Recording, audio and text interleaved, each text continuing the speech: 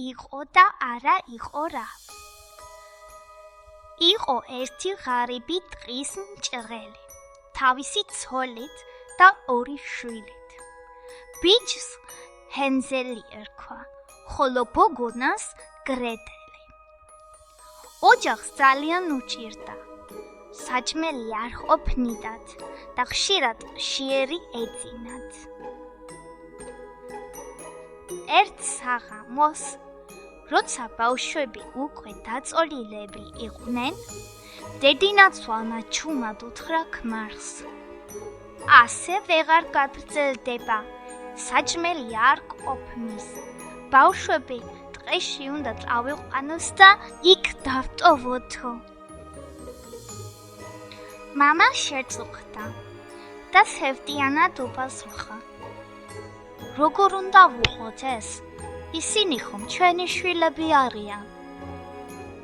მაგრამ ცოლი დაჟინებით იმეორებდა და ბოლოს სიღარიბისგან გატანჯული მამაც დასთანხმდა. ჰენზელს არ ეძინა. მან ყველაფერი მოისმინა და როგორც კი ღამე ჩამოწყრა, ჩუმად ადგა, გარეთ გავიდა და ჯიბეები პატარა თეთრი კენჭებით გაავსო. მეორე დილით დედინაცვალმა ბავშვები გააღვიძა და ტყეში წაიყვანა. გზაში ჰენზელი თითო კენჭს ყრიდა ყოველ რამოდენიმე ნაპირში, რომ გზა დაემახსოვრებინა.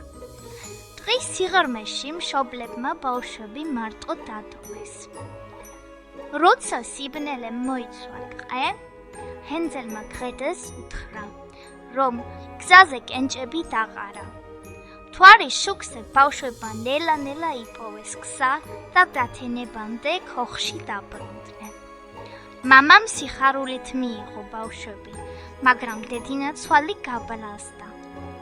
რამოდენიმე დღის შემდეგ საჭმელი კიდევ გაუთავდათ და დედინაცვალი ისევ ჩაუჟინდა მამას. ამჯერად ჰენზელმა კენჭების შეგროვება ვეღარ შესძლო, რადგან კარი ღამით დაგდილი იყო. მან პურის ნამცეცები ჯიბეში ჩაიდო, რომ გზაში მოებრქვია. მაგრამ პურის ნამცეცები ჩიტებმა შეჭამეს და ბავშვებმა გზა ვეღარ იპოვეს უკან.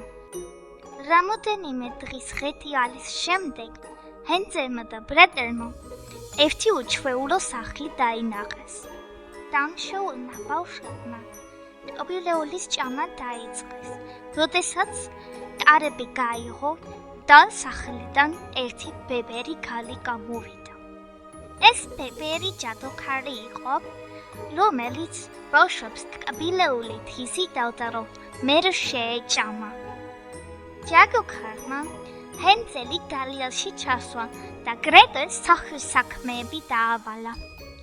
ის ჰენზელს ყოველდღე ეკითხებოდა თითი მაჩვენეო, რომ ენახა აბა ჰენზელი კარგად იყო გასუქებული თუ არა.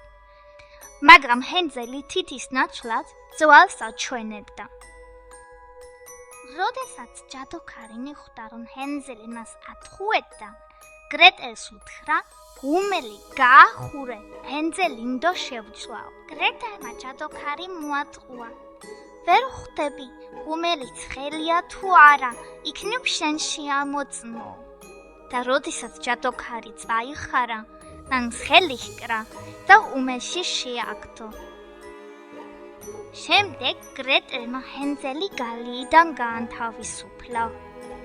მათ ჯადოქრის სახლში ძალიან ბევრი დამძეული იპოვეს.